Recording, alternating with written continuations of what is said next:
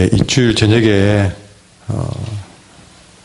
오늘 그리고 다음 주 이어서 야베스의 기도라는 말씀으로 함께 은혜를 나누기를 원합니다. 오늘 우리가 만나는 이 야베스라는 이 이름은 우리 익히 다 잘 알고 있는 이름이죠. 알지만 그 뜻은 우리는 조금 오락가락합니다. 이 야베스란 이름의 뜻은 따라할까요? 수고롭다, 슬프다, 고생스럽다. 그런 뜻을 갖고 있습니다. 이런 이름을 그 어미가 지어주었던 것이죠. 그러니까 우리나라식으로 하면 이 아이를 부를 때마다 수고롭다야, 예. 고생스럽다야, 그렇게 부르는 거예요. 참 이상하잖아요, 그죠? 예. 그건 좀 이상하고, 이름이 좀 우리 식으로 맞다면, 이름을 한고생, 이렇게. 고생아, 예. 수고야, 예. 김수고야, 박슬퍼야. 참 우리가 짓기 이런 힘들입니다. 짓기 이런 힘이에요. 예. 그 짓기 이름을 지었다고 생각될 때는 그만큼 이 야베스가 낳고 자라는 부분들은 악조건이었다는 것을 짐작하게 해주는 것이죠. 여러분 이름 들어보면 알잖아요. 아, 저 집안에 아들이 없구나. 예. 주로 막순, 말순 그러면 그 분명히 아들이 아주 아들이 귀한 집에 분명히 거기는 뭔가를 간절히 기다리는 뭔가 있기 때문에 그 누군가에는 그 이름의 짐을 딱 지어주는 경우 있잖아요. 이 야베스 이름 속에 그런 그가 태어났을 때의 그 상황을 충분히 짐작케 하는 그런 이름을 그는 지니고 살아가는 것이죠.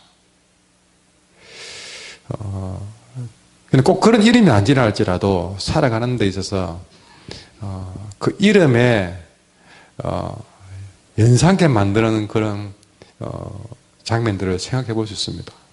그래서 그 이름을 생각하면 떠오르는 게 있잖아요. 참 이렇게 로미오와 줄리엣 그러면 사랑 이야기가 또 이순신 그러면 어떤 전쟁터가 생각이 나듯이 이 야베스라고 했을 때는 그 이름만으로도 참 그 당시의 상황들을 짐작케 한다. 참 슬펐겠다.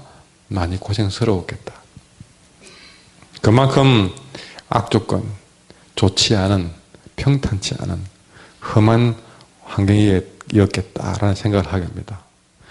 그런데 오늘 성경은 그런 야베스에게 9절에 보면 그의 인생을 표현하기로 이 야베스는 그의 형제보다 귀중한 자라는 표현으로 오늘 말씀이 시작되고 있습니다. 그의 다른 형제들보다 그는 귀중한 자로 여김받았던 것이죠. 귀중하다는 말은 다르게 표현해 보면 아주 존경을 받다, 또 부유하다, 또 영예를 얻다, 귀하게 여기다 그런 표현으로 번역할 수 있는데 조건적으로는 굉장히 악조건에서 태어났지만 그러나 다른 형제들보다 귀중한 자로 대우받았다. 야베스는 분명히 모든 조건에서는 다 열악했지만 그러나 그는 오히려 다른 형제들보다도 더 좋은 조건에 더 좋은 환경에서 태어나고 자란 형제들보다도 더 귀하게 더 부유하게 영예롭게 인정을 받았던 것이죠.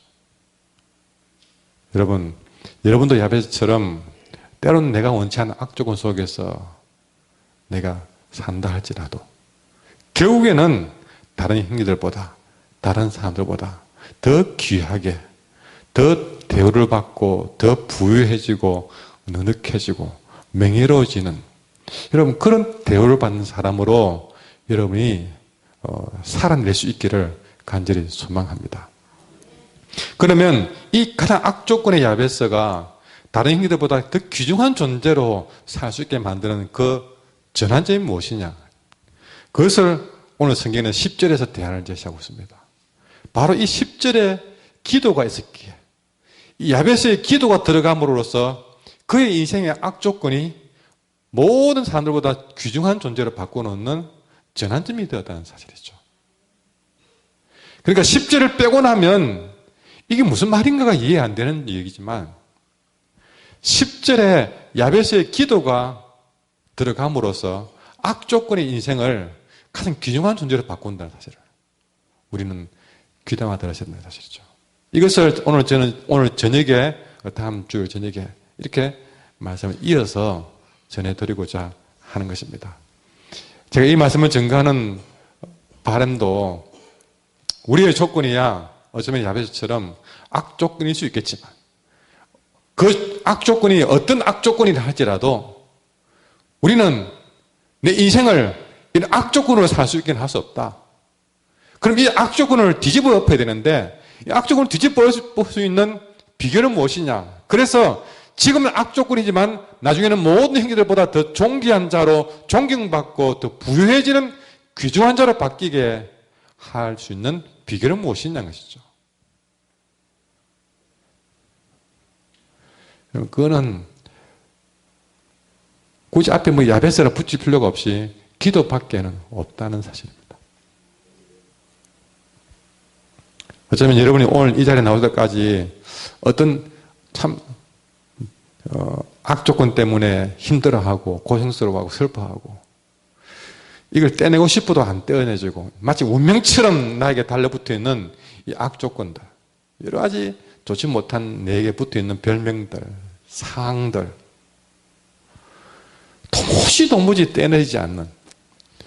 제가 간절고 지나가는 길에 해변가에 내려가 보니 전 어디선가 TV에서 봤던 거북손이라는 게 막 많이 붙어있더라고요. 거북손. 그거 전에 1박 2일 할 때 굉장히 궁금하고 먹고 싶었던 거였는데 그게 딱 붙는 거예요. 많이 있는 거예요. 이야, 거북손이 여기 딱 해가지고 그걸 떼려는 도구도 없고 뭐도 없는데 한 개도 못 떼먹겠네.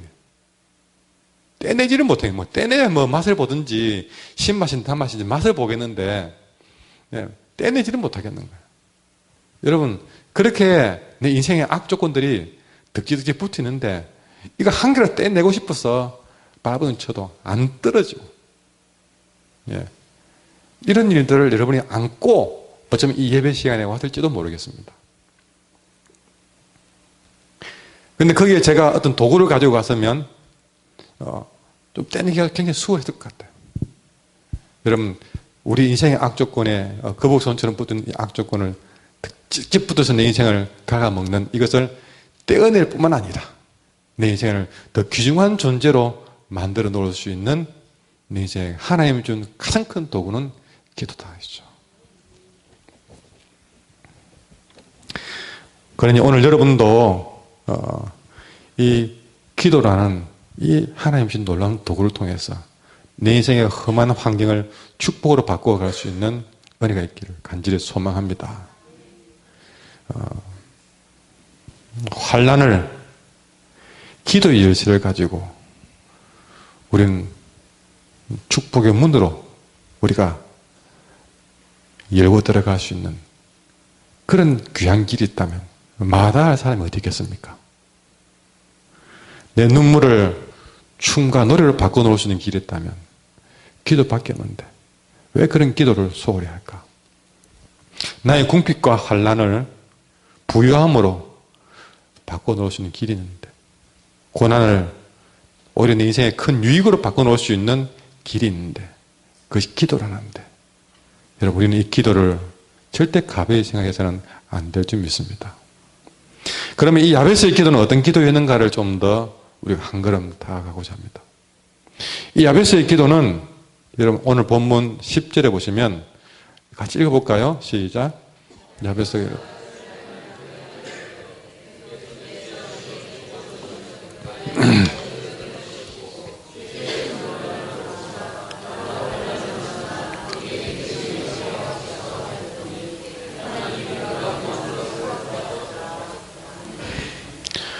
오늘 본문에서 제가 기도라는 강조는 했지만 어디에도 기도라는 단어는 찾을 길이 없습니다. 근데 그 기도라는 단어를 대신할 수 있는 유일한 단어가 있다면 10절에 야베스가 이스라엘 하나님께 아뢰어 이르되라는 부분입니다. 여기서 우리의 기도가 어떤 기도 될 것인가를 말해주고 있는 것이죠. 오히려 기도라고 했으면 그냥 기도인 줄 알고 넘어갈 뻔한 이야기를 오히려 더 감사하게도 기도라는 단어로 써도 될 뻔한 이야기, 본문에서 기도라는 단어 대신에 이런 단어를 써주셔서 감사하다. 왜냐? 그것을 가지고 설명하게 될 기회가 있기 때문에. 어떻게 표현했느냐? 하나님께 아뢰어 이르되 그랬습니다. 하나님께 아뢰어 이르되. 이 아뢰다는 말은 여기 우리 학생들이 있는데 이 학생들은 도무지 잘 쓰지 않는 그런 단어입니다. 뭐 조선시대에 쓸만한, 조선시대 저 왕궁에서나 쓸만한 그런 단어가, 오늘 성경에 나와 있는데, 이 단어가 우리를 이렇게 또 유익하게 할지, 우리는 생각지 못한 것이죠. 여러분, 이 아렌다는 단어, 이것이 기도인데요. 그래서 이 아렌다는 단어, 이 단어를 우리는 주목해 보셔야 되는데, 이 단어는 우리 기도라는 말도 좋지만, 아렌다는 단어를 씀으로써 이 아렌다는 단어가 다른 성경에서는 어떻게 쓰여지는지를 보면서 기도에 대해서 더 폭넓게 배워가는 것이죠. 오늘 세 가지로 이 아렌다는 단어가 다른 부분에서는 어떻게 쓰여지는지를 보면서 더 구체적으로 기도의 의미를 찾고자 합니다. 첫째, 아렌다는 단어는요, 어디서 사용됐느냐? 여러분, 창세기 39장 14절을 찾겠습니다. 창세기 39장 14절. 먼저 찾은 분이 큰 소리를 읽어주십시오.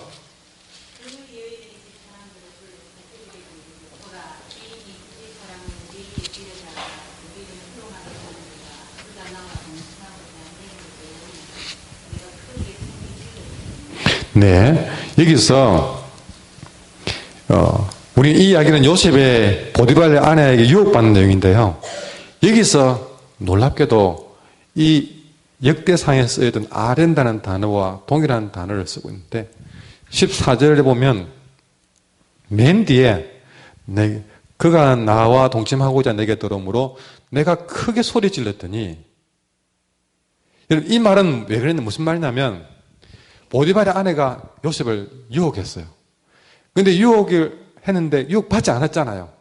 유혹받지 않으니까 도리어 이 보디발 아내는 요셉에게 뒤집어 씌웠습니다. 뒤집어 씌우면서 하는 말이 그가 나와 동침하고자 내게로 들어왔으므로. 이건 지금 요셉을 뒤집어 씌우는 얘기입니다. 여러분, 그가 나와 동침하고자 들어왔으므로 내가 크게 소리 질렀다. 크게 소리 질렀다. 여러분, 갑자기 누가 여러분, 여기 전부 여인이라 생각하시고요. 너 갑자기 내게 막 확 덮치는데, 그런 사람 두고, 이럴 사람 누가 있겠습니까? 지금 이 순간은요, 급탈당하는 순간이에요. 그런 순간에 이 여인은 가진 것처럼 목소리밖에 없기 때문에 죽으라고 소리를 지른 거예요. 살려달라고요. 지금 그런 표현입니다. 그가 나의 소리질러 부름을 듣고 얼마나 크게 소리 질렀는지 옷을 버려두고 도망갔다. 그런 표현했거든요. 그게 사용된 단어가 내게 크게 소리 질렀다. 이 단어를 아렌다는 단어와 같은 단어를 쓰고 있다는 것이죠. 중요한 얘기입니다. 여러분, 기도는 크게 소리 지르는데 무엇보다 그냥 크게 소리 지르는 것이 아니라 통곡하면서, 여러분 살면서 정말 대성통곡 해봤습니까? 대성통곡. 땅이 끝이라 하늘은 무너지라 하는 마음으로 정말 목 놓아서 대성통곡 해봤습니까? 지금 그 단어입니다. 그 단어. 여러분, 이런 정말 크게 소리 질러 대성통곡하는 거. 그것이 바로 아련다는 뜻이에요. 여러분, 그런 기도는 하나님의 마음을 움직입니다.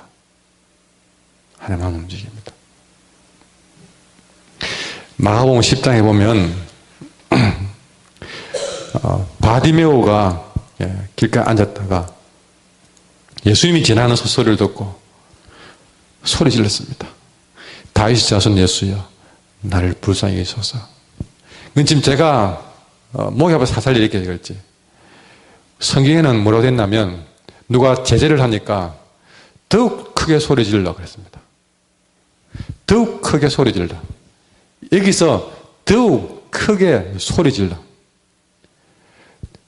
아마 처음도 이 말을 봤을 때는요, 이 바디메오가 예수님이 지난다는 소식을 듣고 소용이기 때문에 어디 계신지 몰라가지고 거리를 가늠하지 못하니까 옆에 있는지 거리를 모르니까요.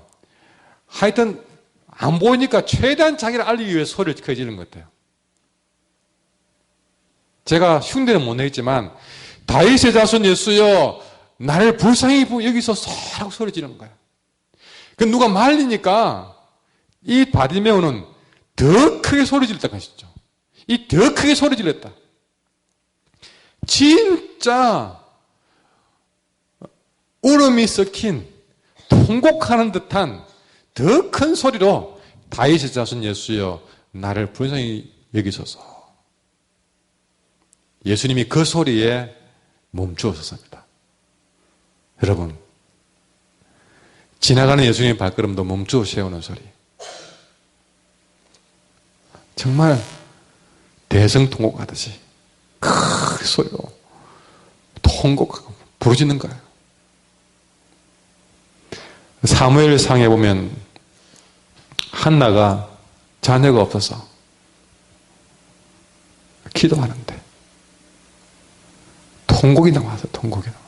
그것 때문에 그가 아주 멸시를 당하고 고통을 당하고 너무 그것이 북받쳐서 내 처지가 너무나 괴로워서 통곡했다며.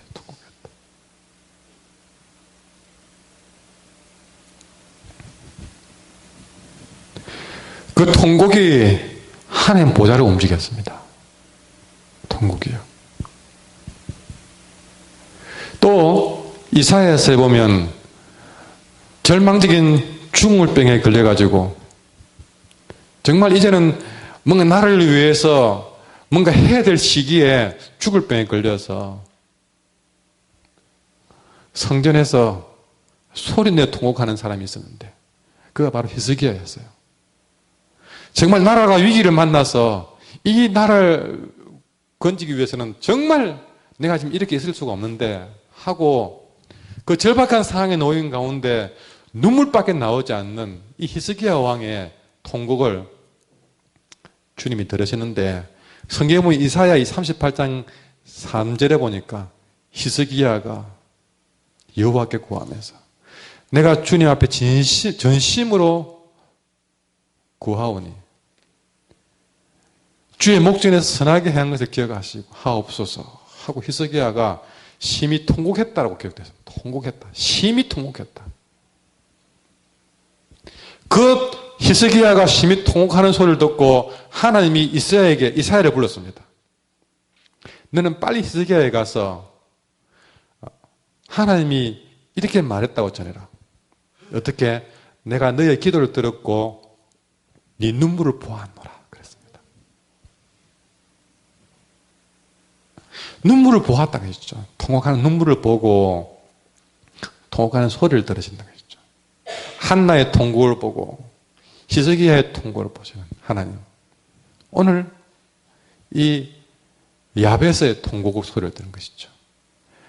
악조건 속에서 오죽했으면 그의 이름을 야베스라 지었을까?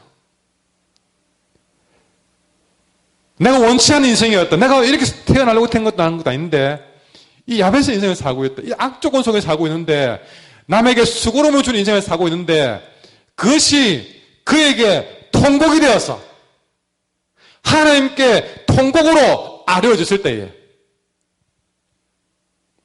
여러분 그 통곡은 하나님으로 하여금 그 눈물을 보게 하고 그 통곡의 소리를 듣게 하십니다. 그러면 끝입니다. 우리 하나님 굉장히 여러분 자비하신 분이에요. 감히 그분에게 마음 약하다 이렇게 말이 안 맞잖아요. 마음 약하다는 말은 우리의 좀 말이잖아요. 너무나 그분은 인자하신 분이고 자비로운 분이라서 그 눈물을 보고 못 견뎌요. 그 간절한 부르짖는 소리를, 그 울부짖는 소리를 듣고는 외면치 못하시는 분이에요.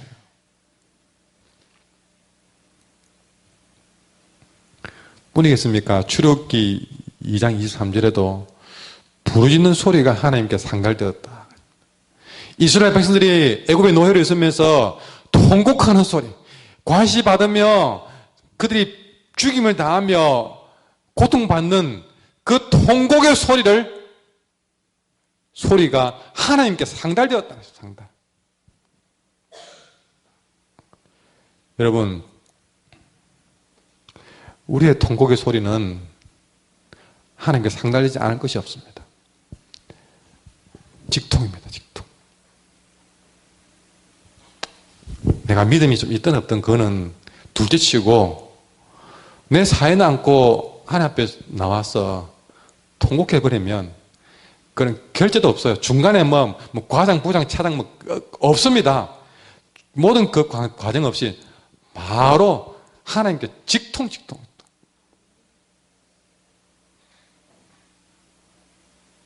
그 문제는 뭐냐면 우리가 그런 문제를 갖고 있으면서 통곡하지 않는다는 거예요. 하나님 앞에 가서.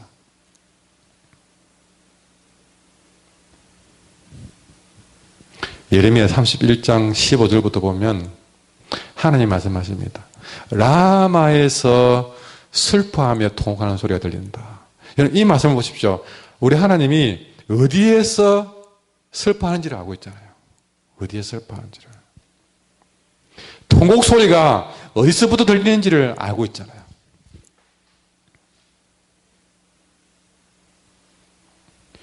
어떤 소리냐? 라헬이 그 자식 때문에 애곡하는 것이었다. 그가 자식이 없어져서 위로받기를 거절했다. 근데 그것이 어디에 있든 간에 이 라마에서 무엇 때문에 슬퍼하는지 통곡하는지 다 들리는 거예요. 그래서 여호와께서 말씀하시기로 놀라운 말씀 주십니다. 예레미야 31장 16절에는 말씀이에요. 네 울음소리와 네 눈물을 멈추어라.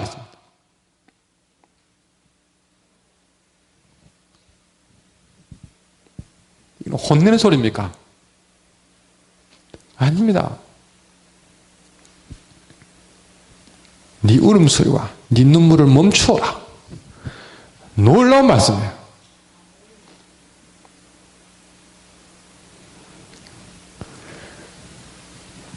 너의 일에 삭슬 받을 것인즉 그들이 그의 대적의 땅에서 돌아오리라. 자식 때문에 애곡했지만 하나님은 왜 그가 자식 때문에 애곡하는지를 아시고 아예 근본부터 해결해가지고 대적의 땅에서 돌아오리라. 한 가지만 구했지만 하나님은 100가지로 응답해서 아예 눈물 나게 만들었던 그 근원까지 도려내가지고 해결해 주버린 것입니다. 뿐이겠습니까? 17절에 보면 너의 장래에 소망이 있을 것이라고 했습니다. 지금 아무것도 없어 다 빼앗기고 슬퍼 통곡하는 자에게 돌아올 뿐만 아니라 너의 장래에 소망이 있으리라. 하나님이 구하지 않는 까지도 덤으로 선물로 주시는 것을 보게 됩니다. 무엇에? 눈물로 통곡하는 자에게도.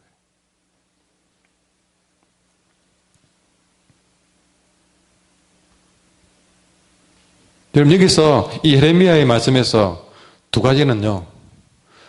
성도가 눈물을 흘리면서 어떤 문제를 갖고 있든 간에 그걸 하나님 앞에 가지고 와서 눈물로 통곡할 때에 아까 말했잖아요. 바로 직통으로 바로 하나님께 상달돼 버리잖아요. 그렇게 될 때에 예레미야서 뿐만 아니라 지금도 그 눈물을 아뢰는 자에게 주님은 직접 네 눈물을 멈추라고 선언하실 것입니다. 그런 은혜가 임할 줄 믿습니다. 이거는 그렇게 통곡 안 하면 받을 수가 없는 거예요. 가만히 있는데 그렇게 안 해주지도 않는데 누울 수 있는 것이 아니에요. 예를 1000번 한 번 하면 안 됩니다. 통곡 한 번 안 하면 안 됩니다. 매일 그 문제만 안고 사십시오. 통곡 안 하고. 그러나 그 문제가 진짜 내게서 멀어지기를 원하고 해결되기를 원하고 이루기를 원한다면 그 문제 안고 나오셔서 통곡하셔야 됩니다. 그러면 누가 중간에 도와주고 할 것도 없어요. 하나님이 계신데 누가 도와줄 겁니까? 도와준 들 누가 도와주겠습니까? 정말 답답한 거는 맨날 힘들다는 말만 하고 기도 안 하는 성도들 보면 앞뒤가 안 맞는 현실이 우리를 참 안타깝게 하는 것이죠.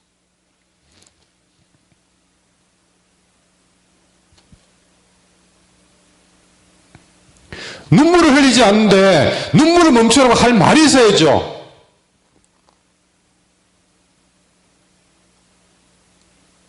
울지 않은 사람을 두고 울지 말라고 할 수 있겠습니까? 눈물이 없는 자에 이렇게 눈물을 닦을 수 있겠습니까? 닦을 눈물이 없는데.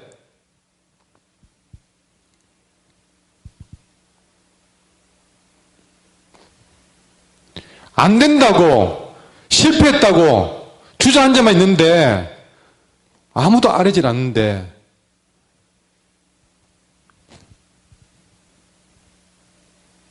여러분, 오늘 이 예레미야서에서 한 번 더 주목해야 될 단어는요, 아까 말했지만 16절에 너희 일에 삭제를 받을 것이라고 했습니다.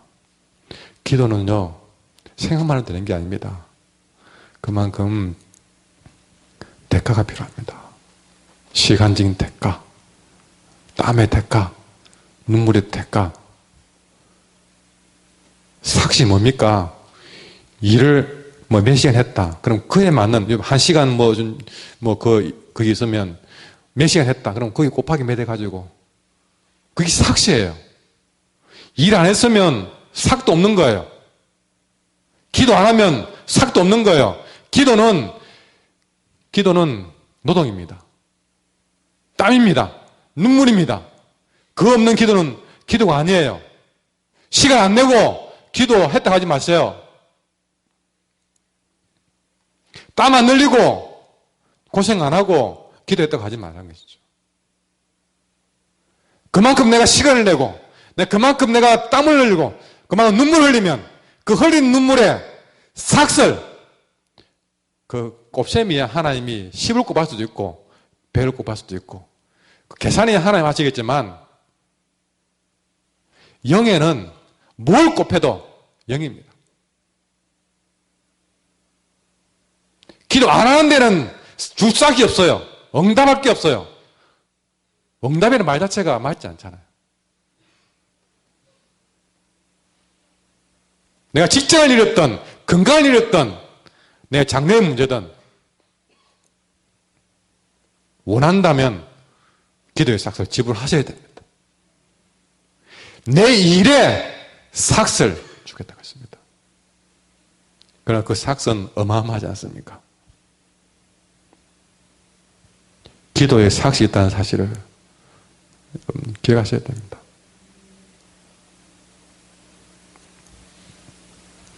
우리의 기도도 내가 흘린 땀만큼 삭수로 갚아주십니다. 두 번째, 아랜다는 뜻은 따라합시다. 호소한다. 호소한다. 예. 호소한다는 말을 좀 더 풀어 한다면, 내가 원하는 것을 고해 바친다는 것이죠. 이 단어를 어디에 썼냐면 신명기 15장 9절에 쓰고 있습니다. 누가 찾아서 읽어주십시오. 신명기 15장 9절.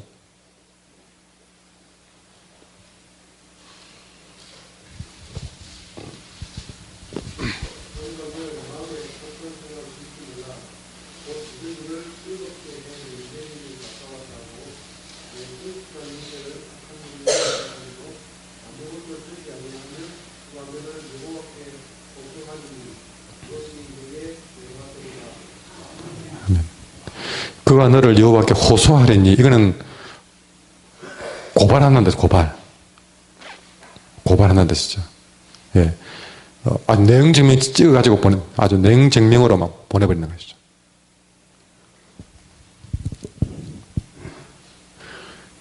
아른다는 말은 여기서 호소한다는 말로 쓰여졌습니다. 고발하듯이 그렇게 구체적으로 고해바치는 걸 말합니다. 우리가 어릴 때 보면요, 동생들이 엄마한테 고해바치잖아요. 엄마, 언니가 있잖아. 엄마 몰래 엄마가 나랑 그거 있잖아, 그지? 그거 빨간색 그거 옆바꿔 못하고, 그 옆바꿔 가지고 뭐 어떻게 했다, 인들 다 알려버리는 거예요. 기가 찹니다, 진짜로. 막 그 하나하나 고해바치는데 그것도 못하고 막 그저 당하는 거예요. 예. 그러면 막 나중에는 막 눈물 찌찌 흘리면서 막 좀 허망하면 막 죽죠, 완전히. 여러분, 여기서 그 동생이 하나하나 고해바치는 거. 여러분, 고해바치는데요, 좀 디디한 사람은 말도 안 되게 그냥 대충 언니가 어쨌다 끝난 경우 있습니다. 그건 고해바치는 게 아니에요. 진짜 못 이기는 고해바치는 거는요, 아주 구체적으로 증거도 명백하게 고해바치는 거, 또박또박 피해갈 길이 없을 만큼 정확하게 고해바치는 거, 그게 바로 오늘 아뢰는 겁니다. 우리가 하나님 앞에 눈물의 통곡도 있어야 되겠지만, 이 아뢰한다는 뜻에는요, 이렇게 구체적으로 내가 원하는 것을 고해바치는 것도 필요합니다.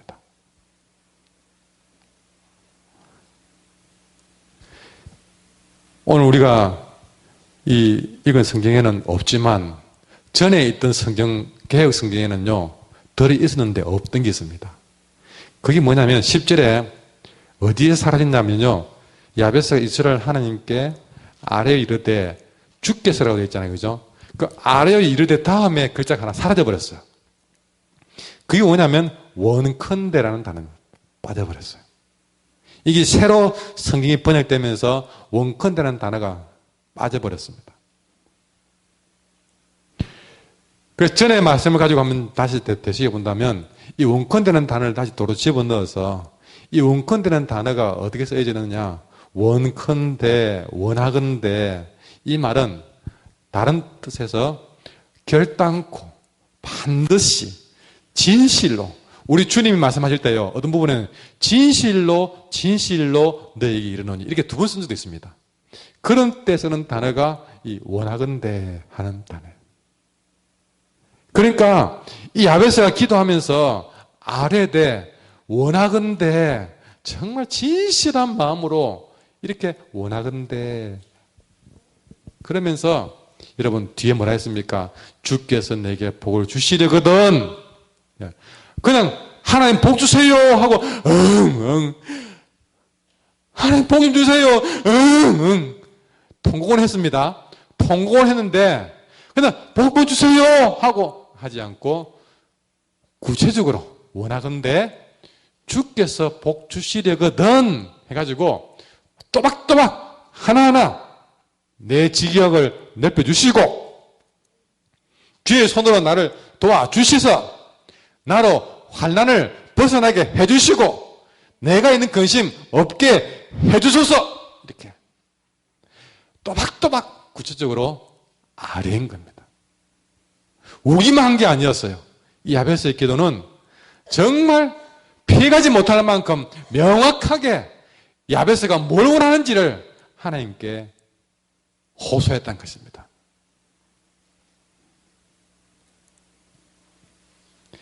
그거는 뭘 말해주느냐, 그만큼 오늘 야베스가 구하는 기도에 원하건대 절실했다는 뜻입니다. 우린 기도하러 와놓고 기도하러 오신 분이 이런 말 해요. 내가 뭔 기도해야 될지 그건 모르겠어요. 이게 우리 현실이에요. 우리 기도 생활이에요. 현실이에요.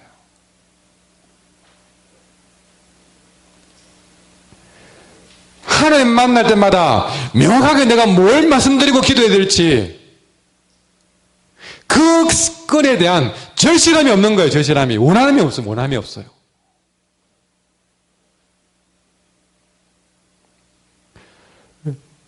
그 절실함이 없는 이유 중에 또 하나 또 뭔지 아십니까? 기도 안 하는 것이 그 사람에게 절실한가 안 한가 모를 정도로 그렇다는 거예요. 그리고 기도하러 왔어도 정말 그 사람에게 그것이 절실하다면요. 올 때마다 그 기도할 거고 잘할 때는 그 기도할 거고 될 때까지 기도할 겁니다. 딴 거 생각할 필요가 없어요. 주님 만날 때마다 나 이 문제가 더도 마고 덜도 마고 이거 외에는 내게는 더 절실한 게 없습니다. 라는 절박함이 그에게 분명하다면요. 그럼 꿈에서도 그 기도할 거예요. 근데 뭐 옆에서 퉁 치면 기도 바뀌고 이런 문제 생기면 이미 하던 기도 까먹고 이 기도 하고 있고 저런 문제 생기면 또 이 기도 까먹고 저런 기도 하고 있고 기도의 줏대가 이렇게 없이 산다면 이거 봐라 이걸 저 사람은 원하고 있는 건가 말하는 건가 이러지 않겠습니까? 물론 하나님의 마음은 다르시겠지만 왜 우리의 기도는 줏대가 없습니까? 그건 간절함이 없다는 거예요. 간절함이 없으니 기도도 안 하겠지만 기도로 왔어도 그 문제에 대한 절박함이 없기 때문에 그 문제에 대해 목숨 거는 자가 없더라는 얘기입니다. 그러나 이 야베스의 기도를 가볍게 볼 일이 아니다. 이 몇 가지 안 되는 기도 제목이지만 이것이 야베스는 절박했고 다른 기도 생각하려고 없었어요.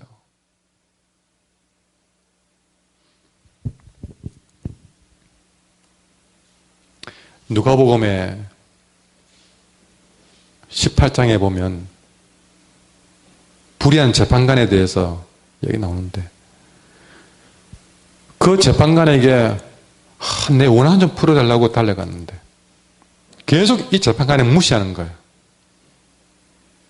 근데 여러분 그러나 이 여인은 끊임없이 날마다 자주 이 사람이 번거롭게 생각될 정도로 내 원수에 대한 내 원한 풀어달라고 끊임없이 찾아갔습니다. 어제는 찾아가지고 내 돈 문제 해결했어요. 그 다음은 찾아가지고 내 친구 문제 해결했어요. 그러지 않았습니다. 오로지 한 가지 문제만 가지고 이 재판관이 찾아갔어. 이 사람이 포기할 때까지 찾아갔단 말이죠.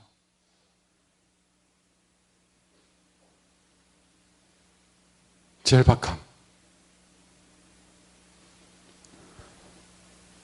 마태복음 15장에 보면 가난한 여인이 흉악한 귀신 들린 자기 딸 고쳐달라고 주님께 데려왔는데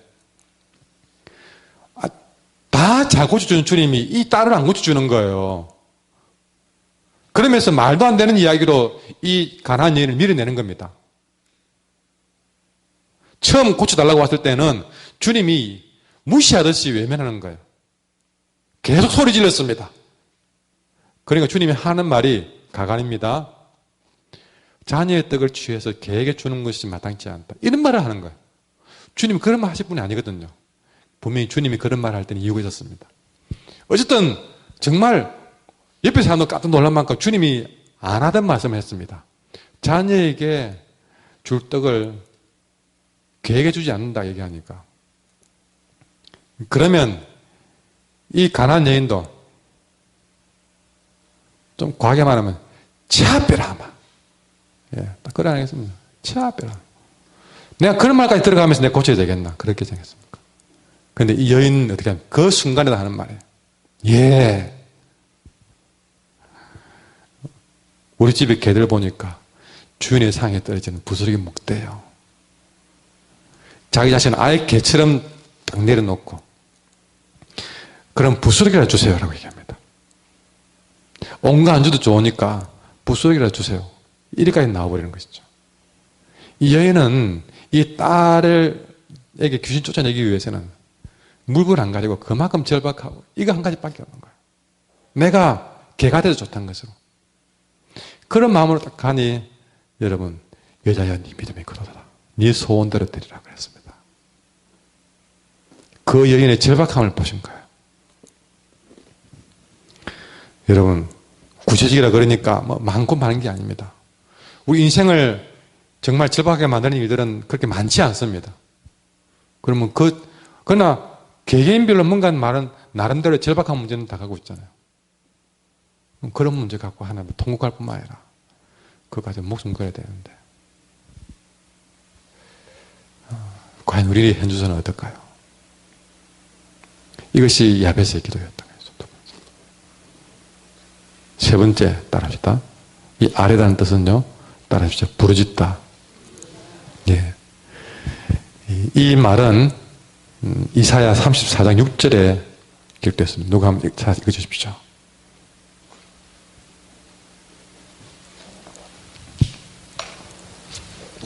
누가 한번 읽어주십시오.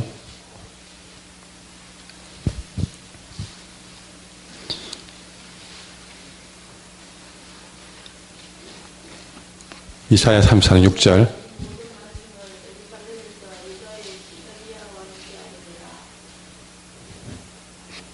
네. 34장 6절.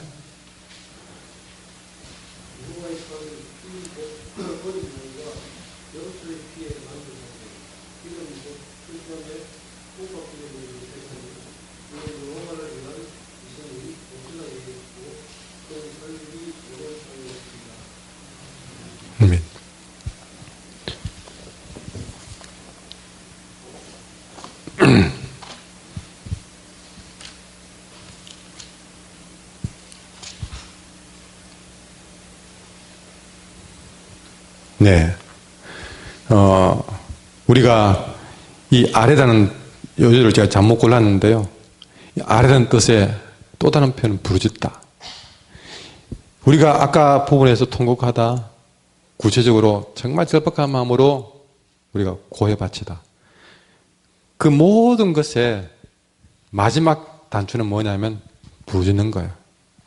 물론 비슷한 말이지만 통곡하는 마음을 가지고 구체적인 사안을 가지고 하나님 앞에 부르짖어야 된다.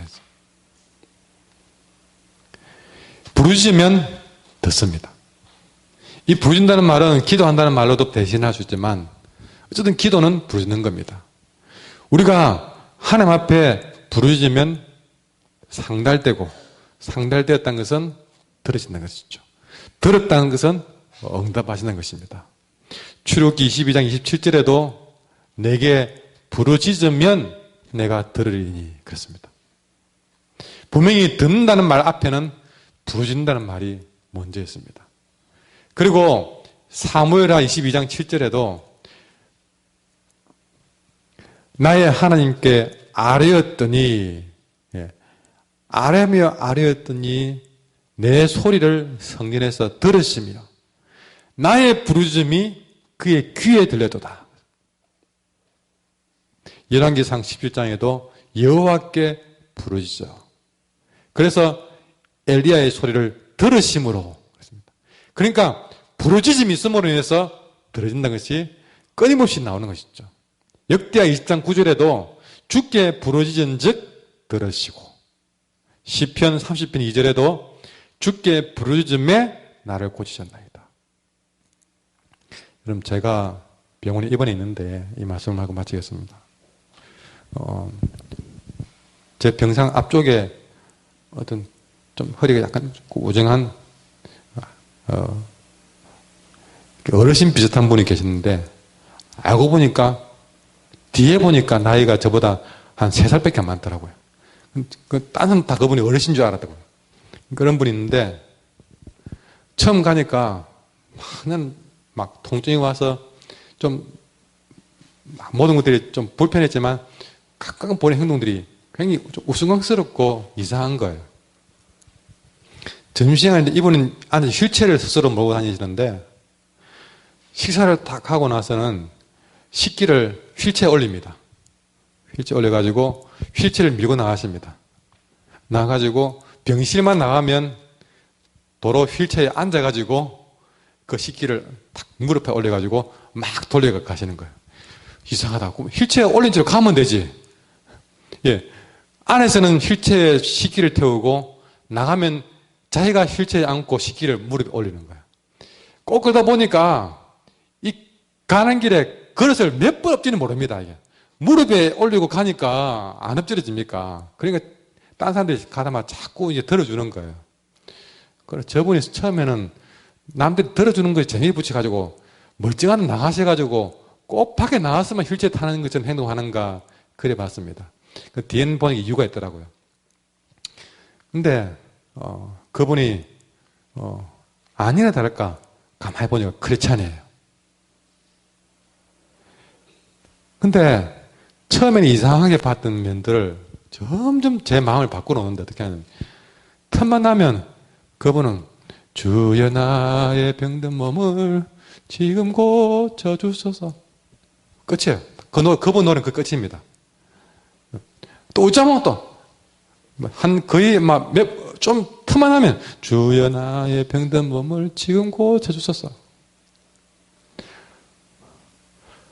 처음에는 혼자 이상하게 좀 워낙 첫인상이 이상해 봤기 때문에 이상하게 행동한 줄 알았습니다. 근데 자세히 보니까 그건 그 사람의 고백이었어요. 정말 똑같이 환자로 들어왔지만 끊임없이 그런 되새기는 거예요. 주여 나의 병든 몸을 지금 고쳐주소서. 그리고요, 그분은 교회에서 딱 시킨 대로 하루 딱 3번 항상 기도합니다. 딱 앉으면 어쨌든 간에 딱 병실에 앉아가지고 기도하는 거예요. 제가 이번에 제일 오랫동안 입원해 있었지만 그분이 퇴원할 때까지 그 주여 나의 병든 몸을 지금 고쳐주셔서 그 노래 소리하고 3번 기도하는 건 봤습니다. 처음에 좀 이상하다 이렇게 봤던 만들은 마음은 중간중에서 확 바뀌고 존경으로 바뀌고 귀함으로 바뀌었습니다. 그 기도는 처음에 빼딱하게 받은 내 마음을 오히려 부끄럽게 만들고 그를 나갈 때는 참 고개를 숙여서 인사할 만큼 귀한 존재로 바꿔놓았다는 것이죠. 남들이 그 모습 보고 이마저마 했어도 그는 그렇게 해야 되는 줄 알고 기도하더라는 것이죠. 여러분, 우리 하나님께서 그분이 주의 나의 병든 몸을 고쳐달라고 해서 그 병이 고쳐지든 안 고쳐지든 그게 중요한 게 아니었습니다. 아프고 안 아프고는요, 인생에 큰 문제 아니잖아요. 그러나 그런 영으로 하나님께 기도할 수 있고 그런 영으로 자기 문제를 하나님께 맡길 수 있는 것이 저는 너무 귀하게 보여졌습니다. 우리가 응답받고 안 받고는 두째 문제입니다. 하나님께 기도하시는 자체가 귀한 일입니다. 그러나 그렇게 사람이 봐도 귀한데 하나님 보시면 얼마나 더 귀할까. 그렇게 통곡하며 그렇게 절박한 마음을 놓고 하나님께 기도할 수 있고 부르신다면, 그걸 하나님이 보고 들으신다면, 그렇게 기도하는 자에게 하나님 넓은 축복이 상속되라고 하면 넓은 것 왜 안 주시겠습니까? 내 편 되달라고 하면 왜 그 편 안 대주겠습니까? 주여 나의 병든 몸을 고쳐달라고 기도하면 왜 안 고쳐주겠습니까? 그가 구하면 왜 응답해 주지 않겠습니까? 그가 소원이 뭔지 알면 왜 이루지 않겠습니까? 이 야베스의 기도가 오늘 우리의 기도가 되기를 바랍니다. 너도 나처럼 오늘 아주 낮에 부른 찬송인데